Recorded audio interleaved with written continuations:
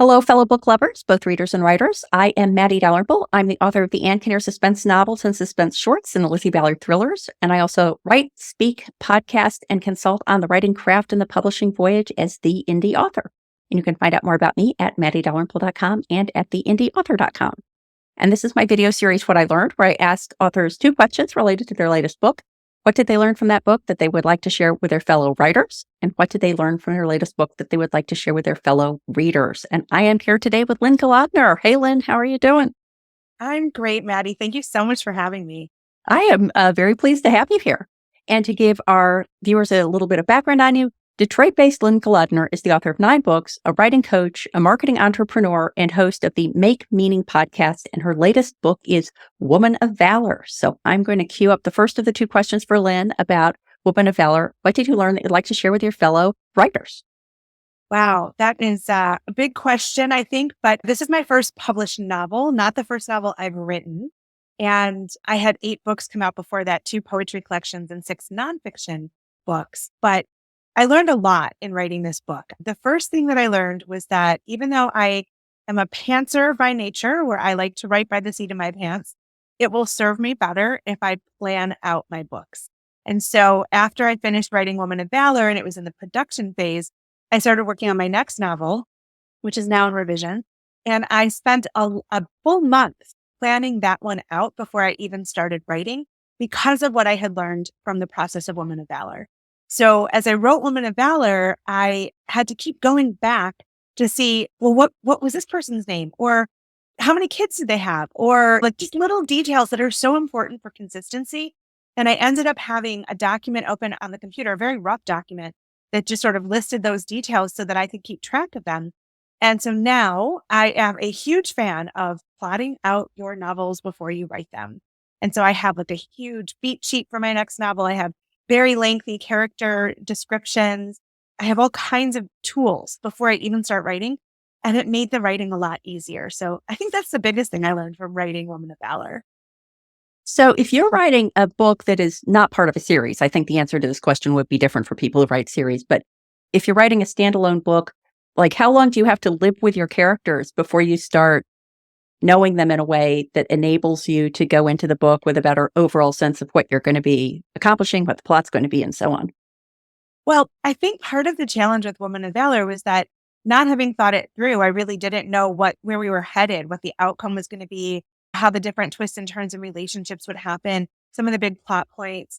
And so, yes, I was living with the characters for a long time, but I think it overwhelmed me. I really do. And so what I really wanted for my next book and for any books that I write from here on out is to have a clear path to know where we start and where we're going to end up, how we're going to get there. And I will tell you, in writing this next novel, things changed along the way from what I had planned out, but that was okay because I at least had a starting roadmap and I could make notes on it and tell myself when the characters told me that it needed to go in another direction. And I was totally comfortable with that because I had a way of letting them sort of be free to let the story evolve. And I could keep track of it much more easily. So I think part of the delays in Woman of Valor, and it really did not take me that long to write it, to be honest, but I think it took me longer than this next novel because I kept having to go back. And so that was really sort of eye-opening for me. Well, it's interesting that you're sort of combining 2 concepts that I have always thought of as separate, but I can see how they're combinable, which is the outline, but then the story Bible, that document that reminds you how many kids someone has or what color their hair is or whatever, and then the actual plotting part of it. Do you think of those as separate documents or do you think of them as just one big set of documents? So I found the beat sheet, which is not my creation. It comes from the book Save the Cat, which I haven't read. But I took the beat sheet that's out there for fiction and I tweaked it and sort of amended it for my purposes. And it basically takes you on the story through 15 beats, like 15 pivotal times or moments in the book. And so what I did when I tweaked it is I would add all the other things that I needed in there, even the character details and whatever. So it is one big document, but it's a pretty big document. So yes, that's all there together, but it's sort of like my planning Bible, I guess I would say, for the book. And it's a resource that I can just go back to time and time again. But it's pretty marked up for the next book because the characters talk to me and they go in directions I didn't anticipate, which is super fun. And so I just have to keep up with them, I guess. Yeah, something I've talked about a couple of times on the podcast is that I'm a big believer in story framing. There's a article I wrote for Writer's Digest about story framing because I love nautical metaphors for the writing craft and the publishing voyage, as evidenced by the big picture of the sailboat on my wall.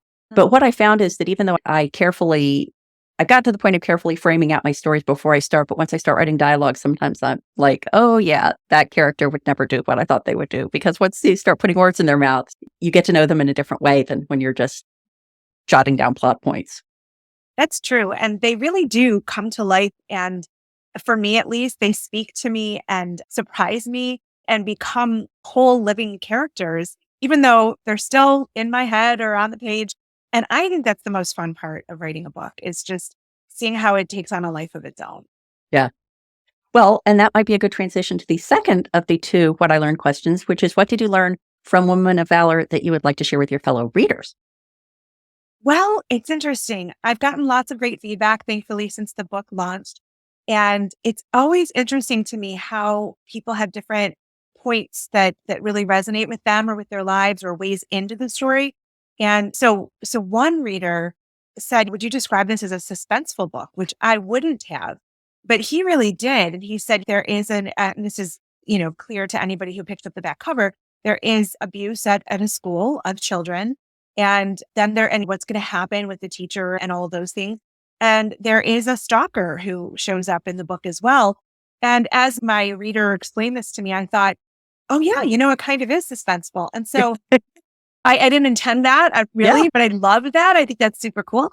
And so I guess one of the things that surprised me most was how there were so many different ways that people found a way into this story and what resonated for them based on their own experiences. There's some infidelity in the book. And I had a reader who I had known for a very long time say to me that really resonated. And she confided in me about an episode in her marriage and how we had this whole long discussion about how the husband responded to the infidelity in the book and whether or not she felt it was believable based on her lived experience with infidelity, which was fascinating and something I had not known about her beforehand and really prompted her to share that with me. And then another friend that I've known probably for decades now read the book, lives across the country from me, and sent me a text saying that she had been treated inappropriately by a teacher when she was a child, and that she loved how in the book it turns out there are other children who've been abused, and that is always what happens. And this friend had taught in schools for her whole career, and she said there's always more than one victim in an incident like that, and she found that to be true for her own lived experience, but also as a counselor in schools. And so different things resonated with different people, but probably my favorite comment that I heard was from somebody who, it's a very Jewish story. And this reader was not Jewish. And she said, I learned so much about a community that I don't know well. And I love that. And we talked for a long time about the power of books to build empathy and to be a cultural introduction to worlds we may never be able to step foot into, but they do build our compassion and the relatability, and they really show the humanity in different cultures. And so I think what I would say to readers is that the story exists as its own creation, but you come to it with your own lived experiences. So the book is going to resonate for you differently than it does for the next reader or the one after that. And I think that's the brilliance of books, that we all can access what we need and get the message we need at that moment, which somebody else may have a completely different experience of the same words on the page. I think that's amazing. That's just so cool. That's very well said. And the idea that sometimes it's not only different from reader to reader, but between reader and writer, it's super interesting. Yes, for sure. I have a lot of writer friends who say they get to a point when they're working on a novel that they're just sick of it. Like they need to be done with these characters. They need to put it away. And I have to tell you, I still love my characters. I think they're pretty cool. And I'm like, well, I created that. So that's really fun. And I hope it continues to be that way for me as I continue to write novels. So great.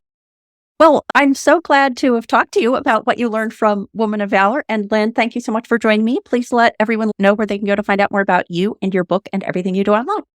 Yeah. So the easiest place to go is lynnegolodner.com.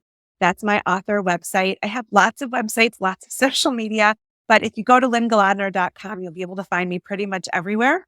And you can also sign up for my weekly newsletter, which I write on Substack, and it's all about writing and publishing. Great. Thank you so much. Thank you for having me, Matty.